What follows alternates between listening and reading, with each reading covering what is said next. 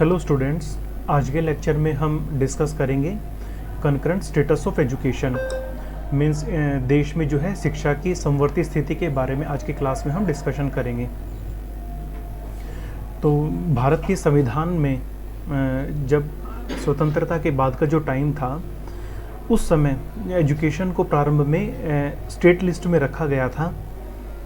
लेकिन जब 42वां संविधान संशोधन हुआ जो 1976 में हुआ, इसके बाद में एजुकेशन को स्टेट लिस्ट से हटाकर कंकरेंट लिस्ट में शामिल कर दिया गया, मीन्स स्थानांतरित कर दिया गया। शिक्षा की समवर्ती स्थिति means concurrent status of education, इसका अर्थ है कि अब शिक्षा के क्षेत्र में कानून बनाने और नीतियां निर्धारित करने का अधिकार केंद्र और राज्य सरकार दोनों सरकारों के पास में समान रूप से प्राप्त होगा। अब हम इस चीज़ को जो है डिटेल में समझने की हम कोशिश करेंगे।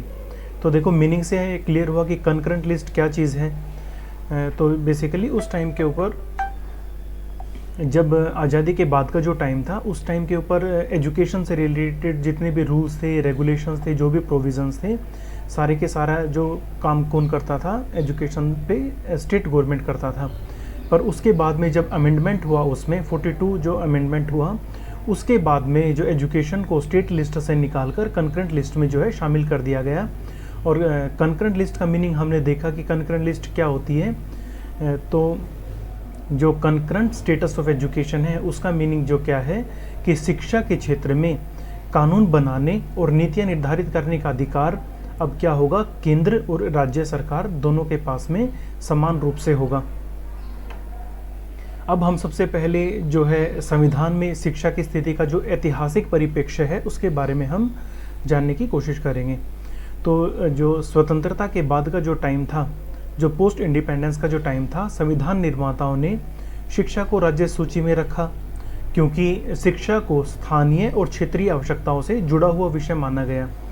उस टाइम पर ये चीज़ें सोची जाती थी कि जो एजुकेशन है वो जो है क्षेत्रीय आवश्यकताओं को ध्यान में रखकर, जो हमारी स्थानीय आवश्यकताएं हैं उनको ध्यान में रखकर उसी तरीके से जो है एजुकेशन से रिलेटेड प्रोविज़न किए गए।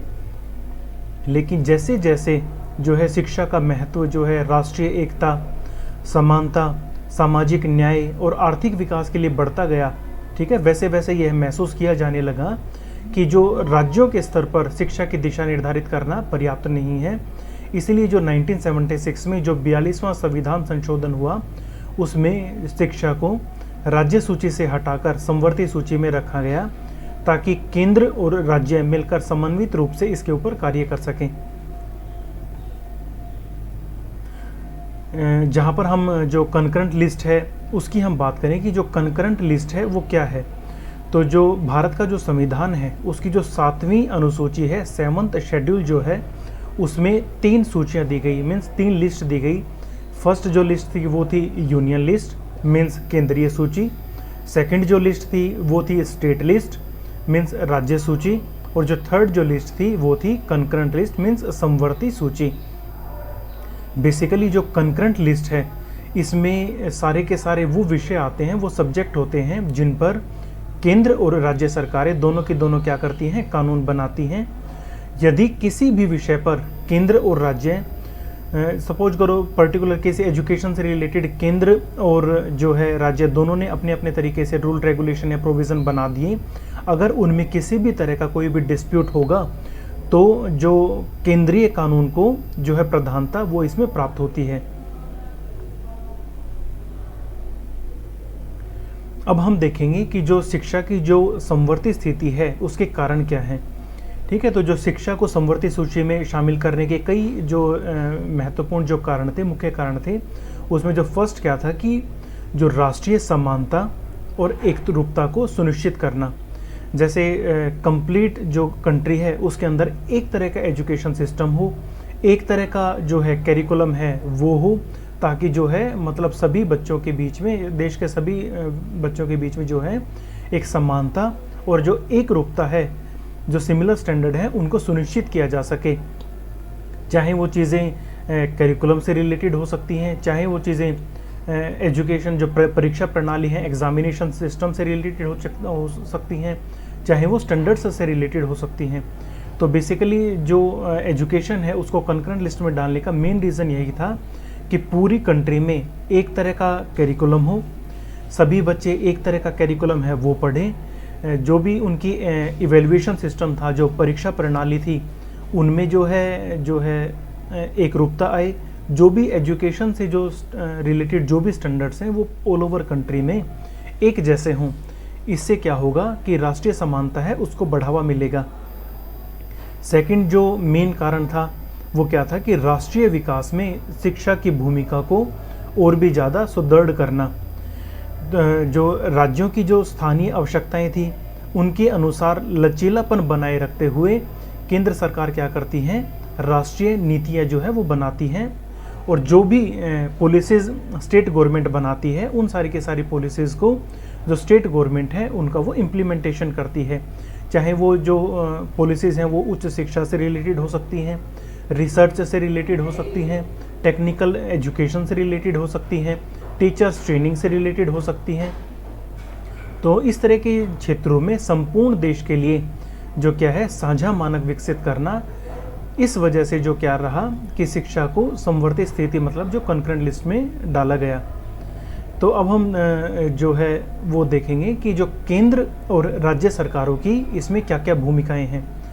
तो सबसे पहले जहाँ पर बात आती है नीति निर्माण की, ठीक है, नीति इनके फॉर्मेशन की, उसमें केंद्र सरकार की क्या भूमिका रहेगी कि जो भी राष्ट्रीय शिक्षा नीति, जो भी हमारी नेशनल एजुकेशन पॉलिसीज़ होती हैं उनको बनाना, राष्ट्रीय स्तर पर जो है करिकुलम जो है वो डेवलप करना और एक तरह के स्टैंडर्ड जो है वो तैयार करना। जैसे हम एनसीएफ को देखते हैं, नेशनल करिकुलम फ्रेमवर्क, मतलब पूरे देश में जो क्या है एक तरह का जो करिकुलम है उसको स्थापित किया जाएगा, एक तरह की नीतियाँ बनाई जाएंगी, एक तरह का एजुकेशन सिस्टम होगा, एक तरह का एग्जामिनेशन पैटर्न होगा, एक तरह का करिकुलम होगा। तो इनसे रिलेटेड जितनी भी सारी की सारी नीतियां हैं वो कौन बनाता है, केंद्र सरकार बनाती है। और इसमें राज्य सरकार की क्या भूमिका होती है कि जो भी नीतियां केंद्र सरकार ने बनाई हैं उन नीतियों को अपने राज्य में जो है लागू करना। यहाँ पर क्या करती है राज्य सरकार जो है इसमें अपनी भूमिका अदा करती है, अपनी जो क्षेत्रीय आवश्यकताएं हैं उनके अकॉर्डिंग जो है उन योजनाओं को इम्प्लीमेंट किया जाता है। अब जहाँ पर बात आती है एडमिनिस्ट्रेशन की, प्रशासन की, वहाँ पर जो केंद्र सरकार की भूमिका क्या रहती है, जहाँ वहाँ की केंद्रीय शैक्षिक संस्थानों की स्थापना करना, जैसे IITs हैं, NITs हैं, केंद्रीय विश्वविद्यालय हैं, इस तरह की जो उसमें है एडमिनिस्ट्रेशन का काम जो कौन देखता है, केंद्र सरकार देखती है। दूसरी तरफ जो स्टेट गवर्नमेंट है वो क्या करती है, जो स्टेट यूनिवर्सिटीज़ होती हैं, कॉलेजेस होते हैं, विश्वविद्यालय हैं, स्टेट विद्यालय हैं, इनसे रिलेटेड इनमें जो भी संचालन का काम होता है वो सारा का सारा काम कौन करता है, राज्य सरकार करती है। अब जहाँ पर फाइनेंस की बात होती है, वित्त की जहाँ पर बात होती है, वहाँ पर जितनी भी नेशनल पॉलिसीज़ हैं, नेशनल प्लानिंग्स हैं, उनके लिए जो भी फाइनेंस का जो अरेंजमेंट है वो कौन करेगा, केंद्र सरकार करेगी। और राज्य सरकार का काम क्या होगा कि जो भी केंद्र सरकार ने जो भी बजट बनाया है, जो भी फाइनेंस की जो व्यवस्था की है, उनसे रिलेटेड उस फाइनेंस का कैसे उपयोग किया जाएगा, कहाँ पर उपयोग किया जाएगा, कितना उपयोग किया जाएगा स्टेट में, उन सारी चीज़ों से रिलेटेड वो डिसीज़न लेती है। इसके अलावा जहाँ पर क्वालिटी की बात आती है, गुणवत्ता और नियम रूल रेगुलेशंस की बात आती है, तो जो केंद्र सरकार ने इनके लिए जो बड़े बड़े UGC है उसकी फॉर्मेशन की, NCT है, national council of teacher education, उसकी फॉर्मेशन की, AICT जैसे नियामक संस्थान बनाए, इनका सारा का सारा काम क्या होता है कि एजुकेशन से रिलेटेड क्वालिटी और रूल रेगुलेशंस को बनाना। और दूसरी तरफ जहाँ पर राज्य सरकार की बात आती है वहाँ पर क्या होता है कि राज्य सरकार स्टेट लेवल के ऊपर एजुकेशन में ऑब्जर्वेशन करना, सुधार करना, टीचर्स की जो है रिक्रूटमेंट करना, उनको ट्रेनिंग देना, स्टेट लेवल के ऊपर वो सारा का सारा काम कौन देखता है, राज्य सरकार देखती है। जहाँ पर हम वर्तमान परिप्रेक्ष्य की बात करते हैं, हम कंकरेंट स्टेटस इन प्रेजेंट की अगर हम बात करें तो जो भी न्यू एजुकेशन पॉलिसीज़ रही हैं, सबसे पहले हम देखो डिस्कस करेंगे कि शिक्षा की समवर्ती स्थिति के जो भी परिणाम क्या रहे हैं, उनके प्रभाव क्या रहे हैं। तो बेसिकली जो राष्ट्रीय शिक्षा नीतियाँ जो भी बनी हैं, चाहे वो 1986 है, 1992 है या फिर 2020 है, उन सभी का फॉर्मुलेशन होना संभव हो पाया है। इसके साथ साथ ही एजुकेशन में जो केंद्र सरकार है और राज्य सरकार है, दोनों के बीच का सहयोग बढ़ा है, क्योंकि एजुकेशन से रिलेटेड जो है सारे के सारे प्लान, पॉलिसीज, रूल, रेगुलेशन जो है केंद्र सरकार है वो फॉर्मुलेट करती है और राज्य सरकार उन सारी की सारी पॉलिसीज़ को क्या करती हैं, एग्जीक्यूट करती हैं। इसके अलावा जो भी समान पाठ्यचर्या है, इक्वल करिकुलम की जहाँ पर बात आती है, स्टैंडर्ड्स की जहाँ पर बात आती है, इनकी दिशा में भी क्या हुई है, प्रगति हुई है। इसके अलावा जो भी राज्यों को अपनी विशिष्ट परिस्थितियों के अनुसार योजनाओं को अनुकूलित करने की जो है स्वतंत्रता जो है मिली है। मतलब राज्य सरकार क्या कर सकती हैं, अपनी आवश्यकताओं के अनुकूल जो है अपनी नीड के अकॉर्डिंग क्या कर सकती हैं, अपनी फुली फ्रीडम लेकर जो है उन पॉलिसीज़ को इम्प्लीमेंट कर सकती हैं। इसके अलावा कुछ मामलों में केंद्र और राज्यों के बीच में अधिकारों के टकराव में भी, विशेषकर जो वित्तीय टकराव हैं या फिर एडमिनिस्ट्रेटिव से रिलेटेड टकराव हैं, उनसे रिलेटेड भी चीज़ें जो हैं देखने में आई हैं, वो भी इन चीज़ों का भी जो है इफेक्ट पड़ा है।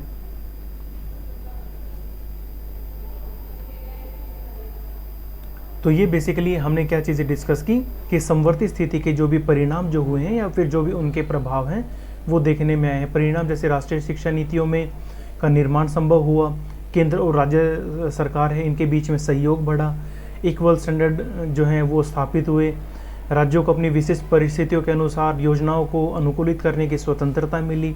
इसके अलावा जो अधिकारों का संतुलन है वो भी देखने को मिला। जहाँ पर हम जो है वर्तमान परिप्रेक्ष्य की हम बात करें, कंकरेंट स्टेटस इन प्रेजेंट की अगर हम बात करें, तो जो न्यू एजुकेशन पॉलिसी है 2020, इसमें भी केंद्र और राज्यों के जो है साझा प्रयासों का ही ये एक परिणाम है।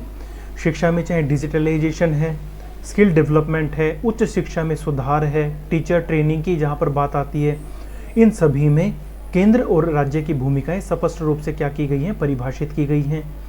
आज केंद्र की जो भूमिका है, चाहे बेशक वो नीति निर्माण में है, दिशा निर्धारण में है और वित्तीय सहयोग में जो भी है, जबकि राज्यों की भूमिका क्या है, कार्यान्वयन और स्थानीय नवाचार की है। तो मीन्स देखो केंद्र क्या काम करता है, जो भी पॉलिसीज़ हैं उनकी फॉर्मुलेशन करता है, एक डायरेक्शन डिसाइड करता है, फाइनेंस की जो है वो व्यवस्था करता है, और इसके अलावा जो स्टेट गवर्नमेंट वो क्या करती हैं, जो भी पॉलिसीज़ जो भी सेंट्रल गवर्नमेंट ने बनाई हैं उनका जो क्या है एग्जीक्यूशन वो करता है।